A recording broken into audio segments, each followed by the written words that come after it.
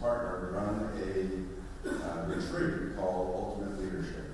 And it's a one-week event out in California, under the sun, under the stars. And when, probably 10 years ago, I was broken, leading a company, successful company, but really empty. And somebody else who loved me very much told me, hey, you need to get away.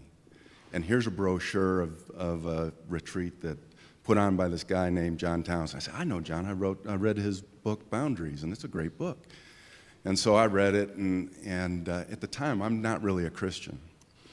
And I said, well, you know, maybe this is too religious for me. And I read it and read the brochure. And at the end of the brochure, they had a picture of people jumping off a yacht into the bay. And said, I'm in. I need to get away. I need to do this. So I went to this retreat, and little did I know what God was going to do in this. John and his partner, it was an intensive process group. So I came out bold and ready to go, and at the end of this thing, my heart was open. I was in tears, and I accepted the Lord there as a result of John. Just amazing. Following from that, John and I have gotten together, and I've joined a group called LCP, Leadership Coaching Program, that John leads, and he's led it in California, brought it to Dallas. Steve over there is in it now as well. And John brings a group of high-performing leaders together, doing the same thing that he did in the intensive, but now over a long period of time, a full year. And I've done 2 years of that with John, and it continues to clean out the cup. I continue to get things out, done with guilt. And so with that, it's my great pleasure to introduce John Townsend, Dr. John Townsend. Thanks, buddy.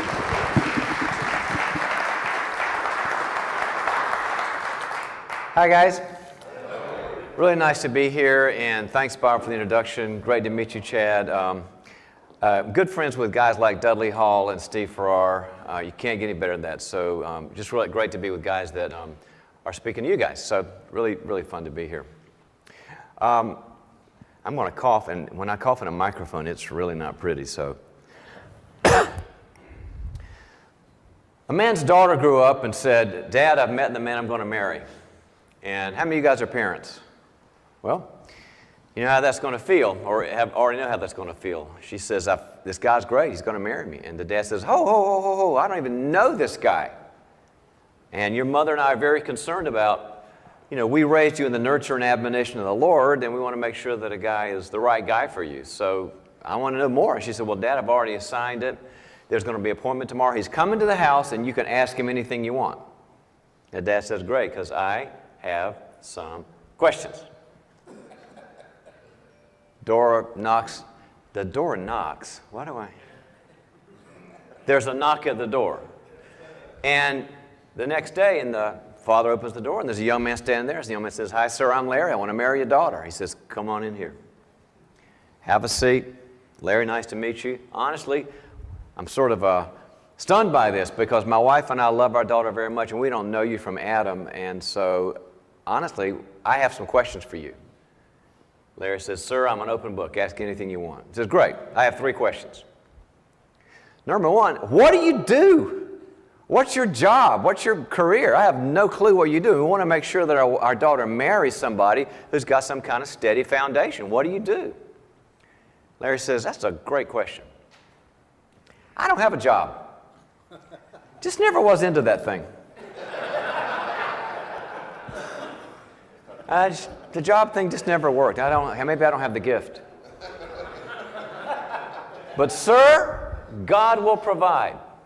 Now, when you're around a Christian environment, I've been around Christian environments a long time. When somebody says God will provide, see, that's a double-edged sword. It could go one of 2 ways. Now, when someone says God will provide, sometimes it means you better snap to and listen to it, because if you don't, an angel's going to smite you with a sword. Or it could mean the guy needs medication. You see, it's kind of hard. So this is, okay, Larry, I'll give you a pass on number 1. Here's number 2. What are your assets? We need to know if you've got money in the bank, real estate, stocks, bonds, gold bullion. But my wife and I want to make sure our daughter was somebody's got some foundational assets so life is okay. What are the assets, son? Larry says, I'm really glad you asked. I've got no assets. I don't have a nickel to my name or gold or bullion or real estate or whatever. Just don't. But, sir, God will provide.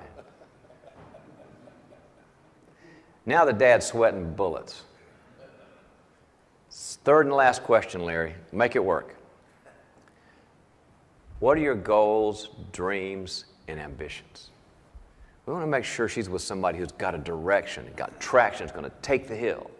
Goals, dreams, ambitions. Glad you asked, sir. I don't have one goal.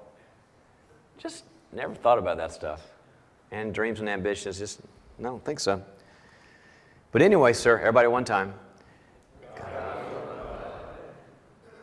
So Larry leaves, walks out the door. The dad's sitting there kind of traumatized, right? What's this about? And his wife walks in. She says, well, honey, how'd the interview go with that young man? He says, well, sweetheart, we've got bad news and we got good news. And she says, well, you know, bad news first always. He says, well, honey, there's some bad news. This guy has got no job, no assets, and no goals. And now the wife is traumatized. Oh, my goodness, honey. What on earth? What on earth could the good news be? He goes, sweetheart, there's some good news. He thinks I'm God.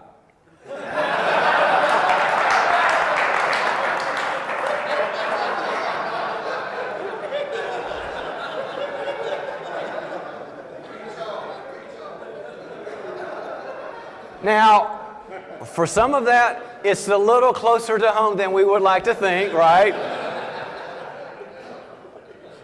But the fact is that a lot of times we get in trouble in life because there are people in our life that think we're God and that we are the provider of all financial and emotional and spiritual and help, and sort of like we get kind of sucked dry, guys. What we find out is that high-performing men are like a flame and people come like a moth. And they're not bad. The moths aren't bad for being the moths because Jesus said you're always going to have the poor with you. But sometimes we don't know when to say no. And when we don't say no, bad things happen to us because Jesus told us, this is a command. In Matthew 5, he said, let your yes be yes. And what else did he say? Let your no be no. And we have a culture now that says it's okay for a female to say no all the time, but a man with power is emasculated. Do you realize that? We're now in a civilization that emasculates the man. And a man that's confrontive and a man that says no is a mean person. And so what's happened is we've all gotten afraid of our no muscle. We've pulled it back. We don't want to be a mean guy. We don't want to be a harsh guy. And we have really taken away the power that God intended. Let me ask you guys a thought question to get our brains working.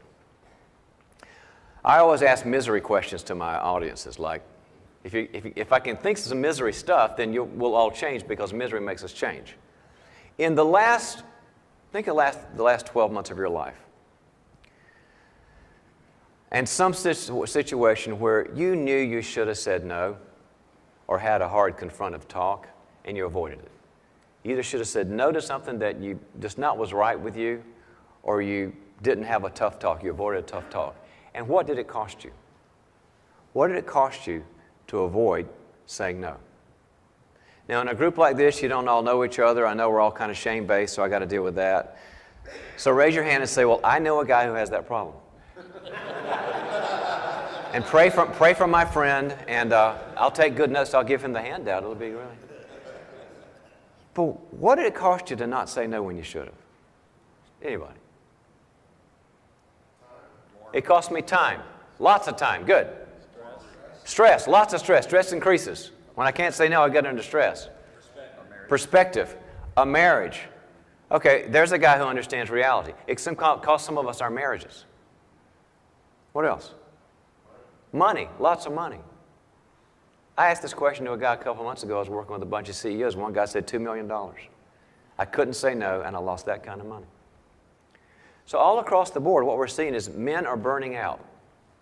And men are feeling guilty. and men are feeling disempowered, like it's not good for me to make choices. I've got to give and give and give and give, and if I don't, I'm a bad guy or I'm a mean guy, I'm a selfish guy, and that is not what the Bible teaches. If you don't have the ability to say no, you've got to learn it, because we need a world of Christian men that can say no and at the same time be full of love and warmth and grace and character. But it's sometimes a good Christian man has got to draw the line and say, this doesn't work. So my takeaway for our talk is I want you to have some skills. I want you to have some skills to walk away with that you'll know a better way to say no when you need to. Say yes all the time and say no when you need to. And that's what we're going to learn. One of my favorite passages here is in 2 Timothy 2:3, where Paul's talking to a soldier, or he's talking to Timothy, telling him to be a soldier. He says, join me in suffering like a good soldier of Christ Jesus. No one serving as a soldier gets entangled in civilian affairs, but rather tries to please his commanding officer. And what the point there in that Bible verse is that you've got two choices in life, and I've got two choices in life. I can please my commanding officer, that's God, who says you've got a mission, you've got to focus, you've got to raise a family. If you're married, you've got to stay married. If you're not married, you've got to find somebody good. You've got to find out where to put your talents and your gifts and do something on this planet that needs somebody. And if you say no a lot, you'll get that done. Or you can please other people and walk on eggshells and be really afraid of upsetting people and really afraid of other people being disappointed in you. And you will not be pleasing your commanding officer. You'll be a people pleaser.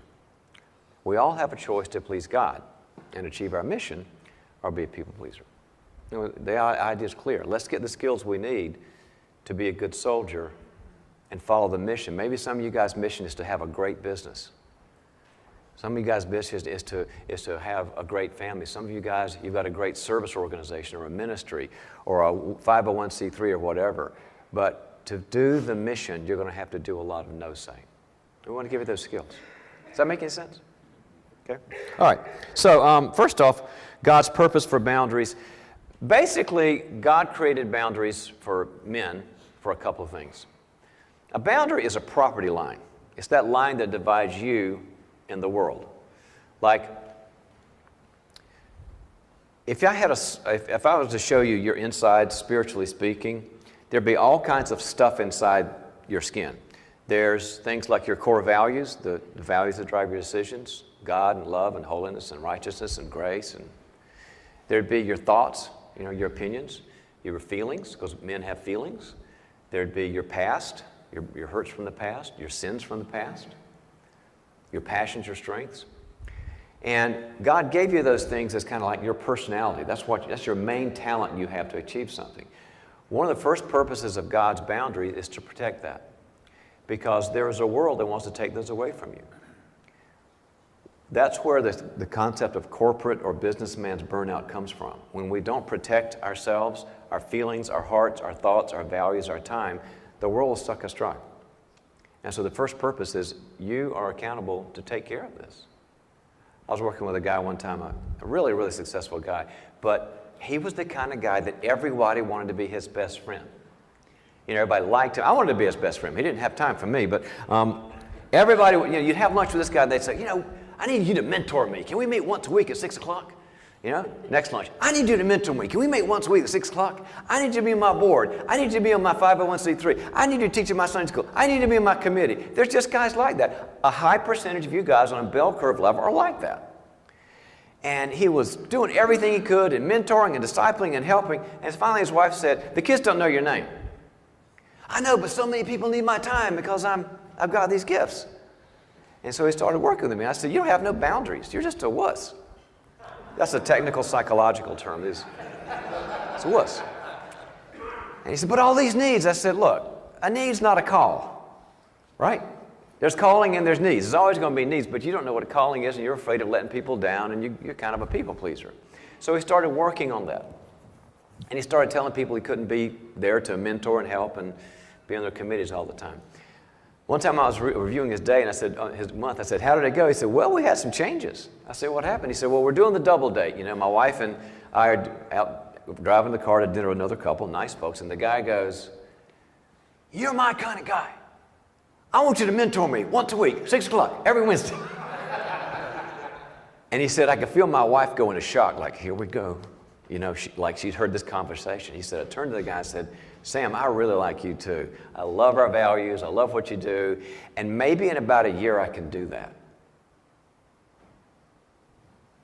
Now, I said, so how'd that conversation go? He said, well, the guy was a little put off, like, it's a long time. He said, I know, but my plate's really full. I got a family and all this, and, you know, we'll work it out. I said, how was it with your wife? He said, she turned to me and said, thank you so much. Thank you so much. If you don't protect yourself, it will not be protected. That's the first great purpose for boundaries. The second purpose for boundaries is what's called autonomy. And by autonomy, I mean, when you have boundaries, you're free. You guys have to be free to confront evil. You've got to be free to have hard conversations. You've got to be free to say, I know we're business partners, but I've been putting up with this a long time, and maybe it's part of me, but there's a problem in the culture and the attitude. You've got to be able to confront your wife. You've got to confront your kids. You've got to have the autonomy to say that.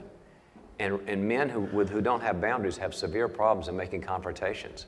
In the argument, they always lose. Do you realize that women are better at words than we are? Neurologically, I studied neuroscience. Women are better at verbal things than we are. They use more. They're smarter in that way than we are. We're smarter in some other ways.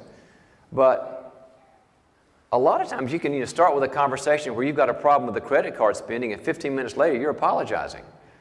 How did it go that way? Because they're ahead of us neurologically. We're always trying to catch up. I try to read one word in the dictionary every day just to keep up.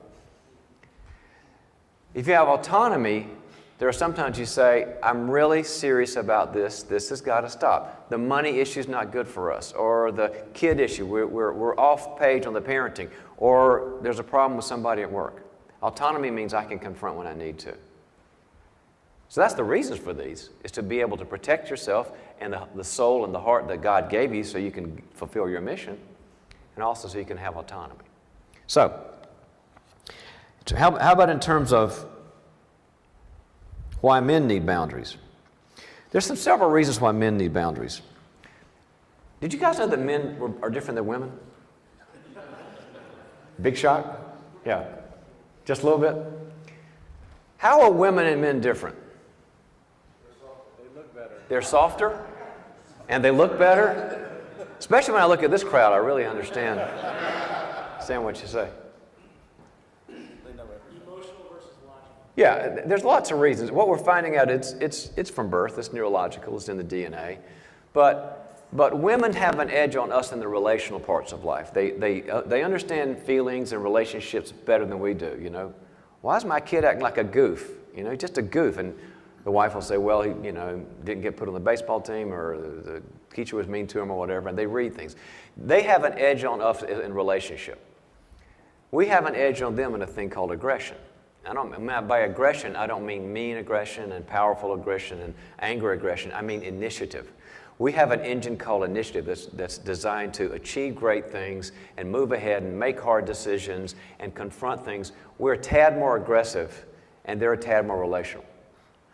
But men who don't have good boundaries lose that edge, and we become sort of passive and sort of vanilla, and we kind of forget that we're supposed to have an edge.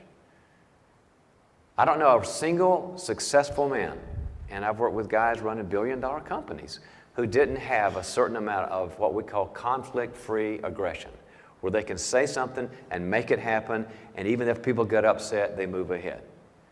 As opposed to leadership by consensus. Is everybody happy with me here? No, well, I won't do it. That's just not how buildings get built and companies get made and families get healthy. So you need boundaries because you've got to maintain that aggressive edge. Again, not the mean edge, the assertive initiative-taking edge. And a lot of guys don't have that. They don't feel permission to do that. There's a second reason men need boundaries. Think about how, those of you who said you've got children, how childhood happens and how people grow up. Now, God's plan for childhood is seen in Genesis 2, where the Bible tells us a person shall leave and what? Leave and cleave and move on to their own social system or whatever. A man's supposed to leave and cleave.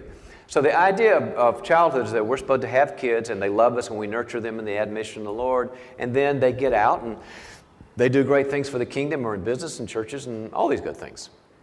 But children are going to leave us. Children are going to leave us. Those of you who've got really small kids are going, I don't want that to happen. When your kids are teenagers, you go, now, when are you leaving? Is it today? It's not today. Okay, you're 14. Okay, is it tomorrow? But God's plans, they're going to leave us. Well, when a little girl is born, she's got a mom, right? And she's supposed to leave that mom. But the next person to help her leave that mom is a great figure, and he's called and Dad is the crowbar to say, I know you guys are best friends, but I'm going to show you there's a big world out there, and I'm tickly, and I'll wrestle with you, and then you'll attach to me, and then you've got siblings to attach to, then you've got schoolmates to attach to, and then you end up working out in the world. That's Genesis 2. Women move from like to unlike. Mom is like me, Dad is unlike me. What in the world is... Yeah, they're cheering, right. Little boys are different. Little boys are going from unlike to like. We've got a mom, we love her, but she's not the same DNA. Who are we moving towards? A dad. He's got whiskers, he's got a deep voice, he's got muscles, he's fun, he wrestles with me, he's like me. So God made it easier for a boy to get out of mom's orbit, to attach to the man, and then siblings, and then church and business, etc. Made it harder for the woman to. So men need boundaries to sometimes give them that extra push, because either we had a mom that couldn't let go very well, we called it the clingy mom, or we had a dad that was somewhat passive, or a dad that was a workaholic, or a dad that struggled, or a dad that couldn't make an emotional connection, a really nice guy, Christian core values, but just couldn't connect. So some men need that extra push to get them out of the orbit of taking care of the mother into the orbit, I've got to feel my strength. That's the second reason. We're just made differently. God made the process of learning to grow up and be powerful and have autonomy differently. All right? So, what I want to do now is to give you a few of the essential skills to have really good boundaries. And when you see this, you can do these. And I try to make these really simple so that men can apply them, because you're all busy, you got things to do, you got business to run, you got families. Let me give you the essential skills, and then we'll see if we've got time for a couple of questions. The first skill to have is to meditate on one of my favorite passages in life.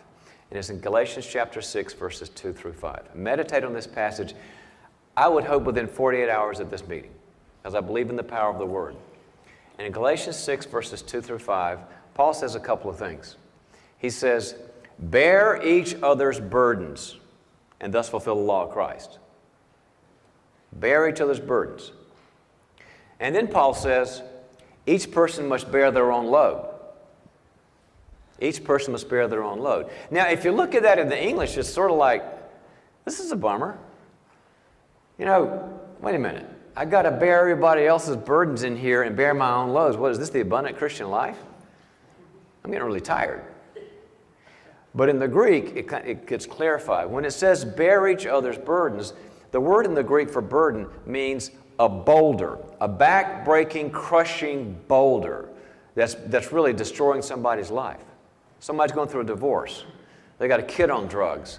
They just got laid off. Their house went upside down. They got a bad crisis with money.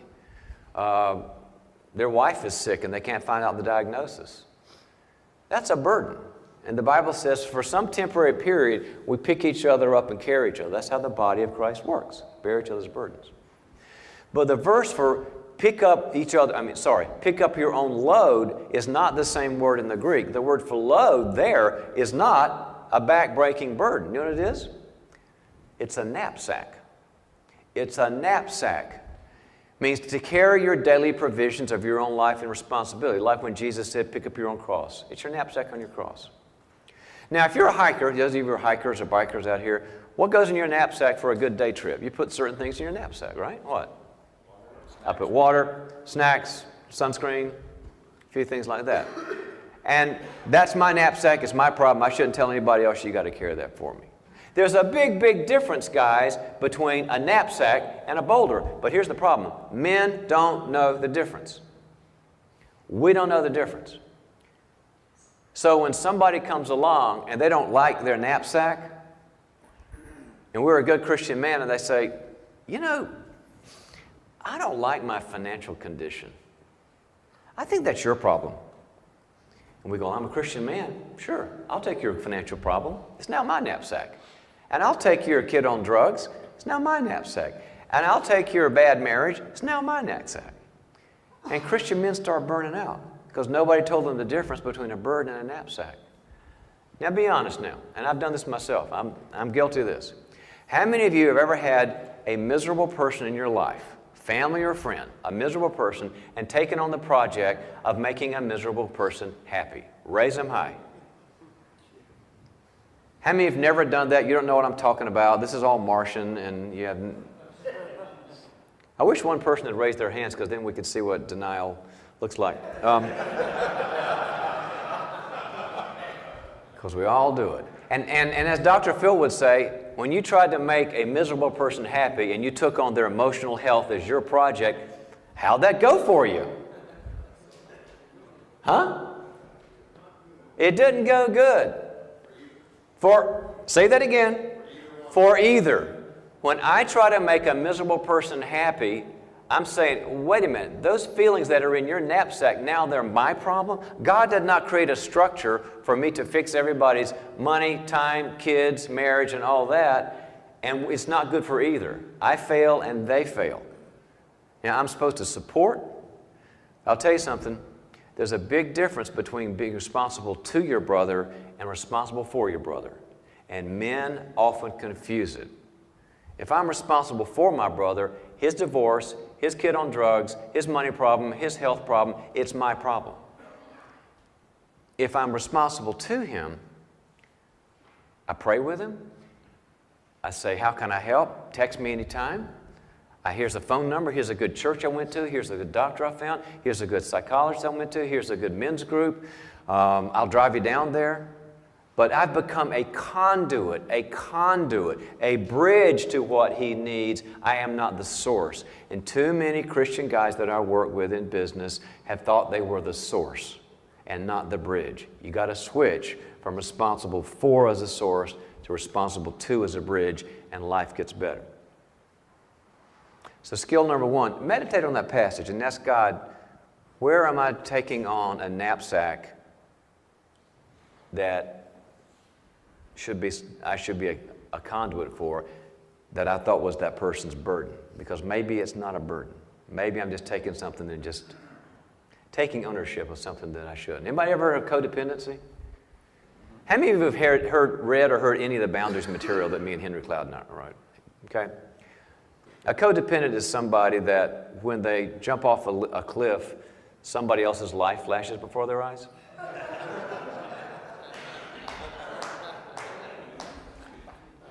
When we take responsibility for other people and their sins and failings, that's being responsible too. So number one, meditate on that passage. Second question, skill-wise, or second skill is you need a life team. And let me tell you what a life team is. You can't set boundaries and you can't say no if you don't have support. That's why I believe in Wingmen and all of its affiliates. I'm on the board of directors of the New Canaan Society. They're affiliated with Wingmen. I've been in there many years.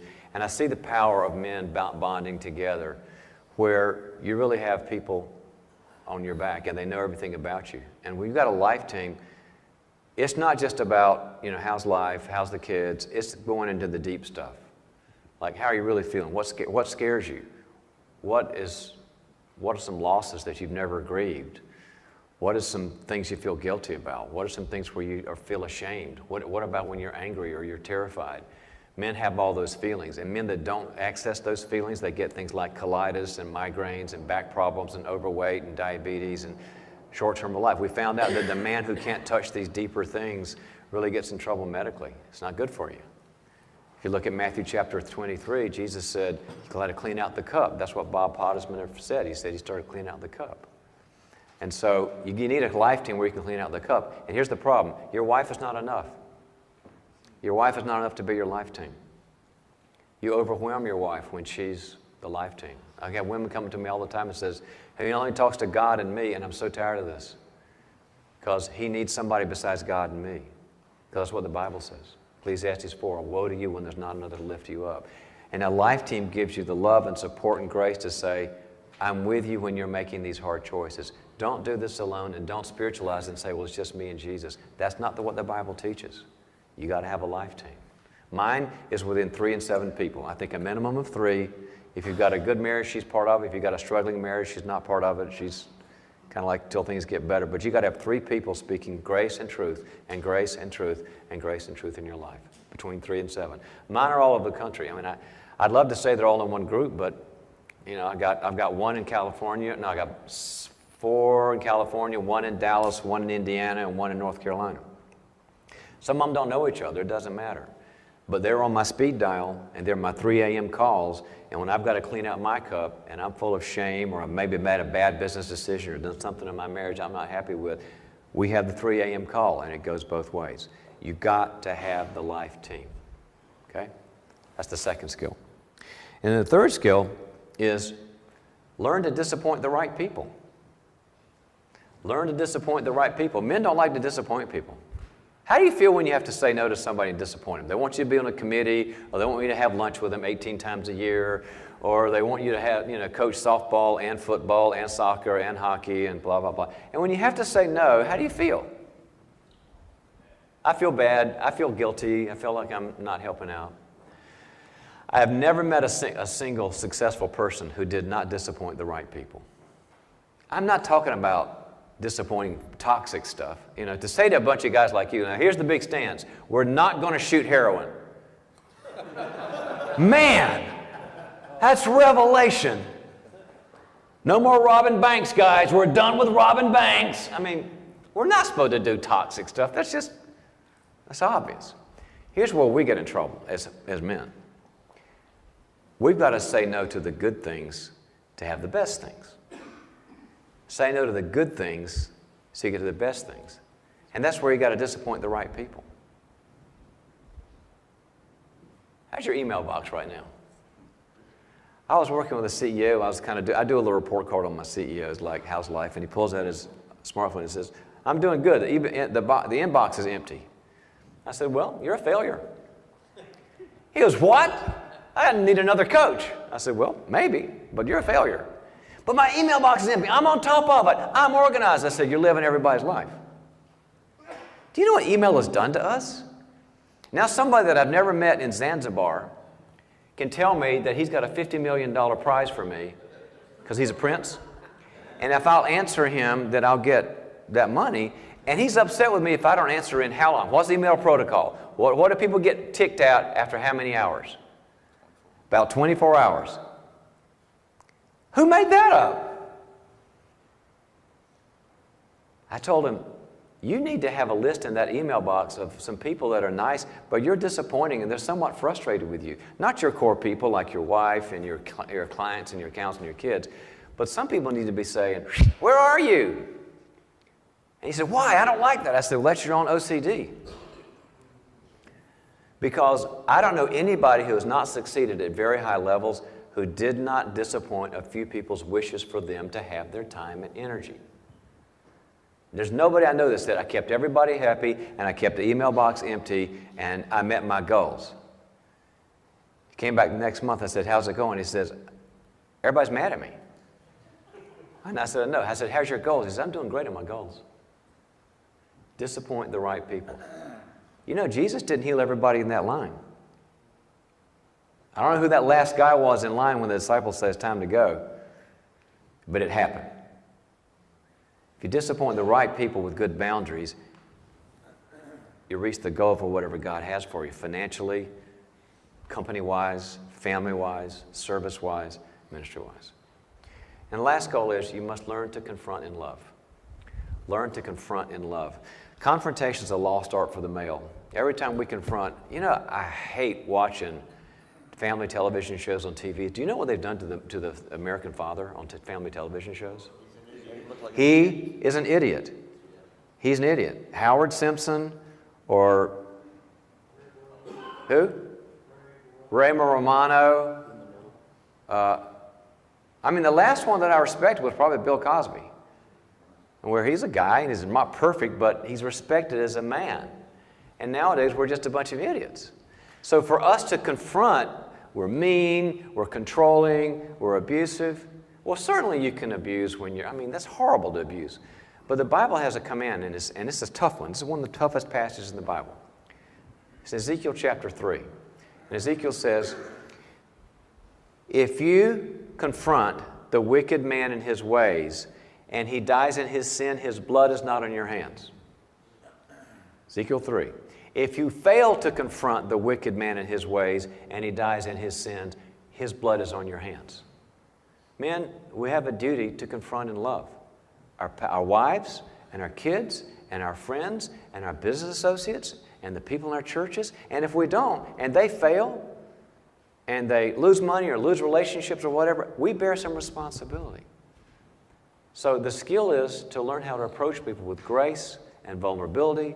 And I've got this problem too, but I have to explain a problem. We need a solution. And when men learn to confront with grace and be direct and make a habit of it, really, really good things happen. I've worked with entire corporations that were what I called a culture of fear. Everybody had to be positive all the time.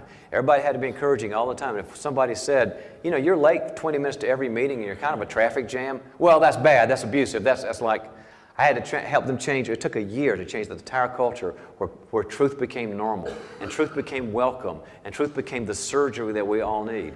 You're not going to get healthy and successful without hearing truth, and your people in your life are not going to get successful and healthy without hearing truth. Ephesians 4 tells us we're supposed to speak the truth in what? In love. Love is the anesthetic that allows us to metabolize the truth. If you love somebody enough, it gives you the relational equity so they can metabolize what you have to say.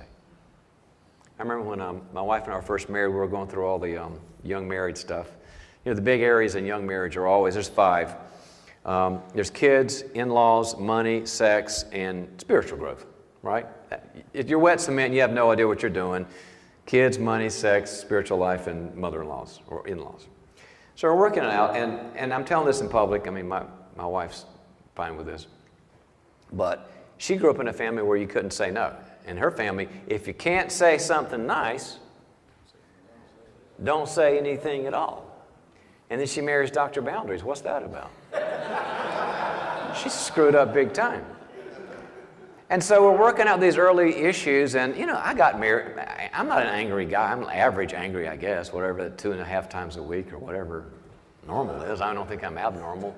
But I would say, this really bothers me, and she'd say, you don't love me.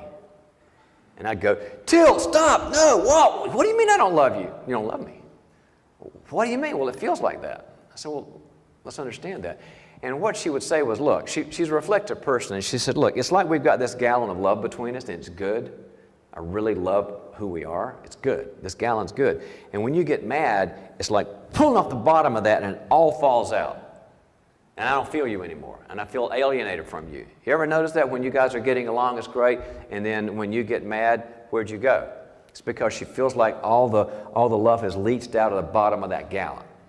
And I said, well, I mean, that we can't have that. I mean, that's going to be bad for us. So I need to know from you how I can tell you the truth when I'm bugged and you still feel that I care. Because we got 50 years ahead of us, God willing. And she's a reflective person. She said, she thought about it. She said, reassure me. Reassure me that you care. And I think that might help. And I said, great idea. So when we were in those early years, I would say, before we talked about the big 5, I'd say, hey, you're it for me. You're the moon who hung my stars, and I'm your biggest cheerleader, and I'm really for you and us. And we have this issue. And it went really well. And she gave it back to me, and we could have the tough conversations. I'll never forget the day we've been doing this habit for a while, because I'm a habit person. And I walked in the living room, and I had something. I think it was a credit card problem. God can't relate to that. I said, listen, you're it. You are the one. And I'm so glad that we're together. And I started to go into my spiel. She goes, Just get to it. Now, let me interpret just get to it. What do you think she was saying by just get to it? Well, yeah, she was saying, we've done a lot of work. We've knitted that bottom together. We've worked hard at making sure that I know that you are steady and you're for me forever. And now when you're bugged and I'm bugged, it doesn't leach out. It's still there. Learn to confront. Learn to confront as a man directly, with no shame and no guilt, and with the truth. And things happen. So, I don't know how to tell you this. I love what Chad was saying when he started. We desperately need male, strong Christian men who can love well and grow well and relate to their wives and relate to their kids. And I always think about that passage in Matthew where Jesus said, the gates of hell, the very gates of hell, will not stand up against a church like this. So be encouraged and be somewhat challenged to have better boundaries this week.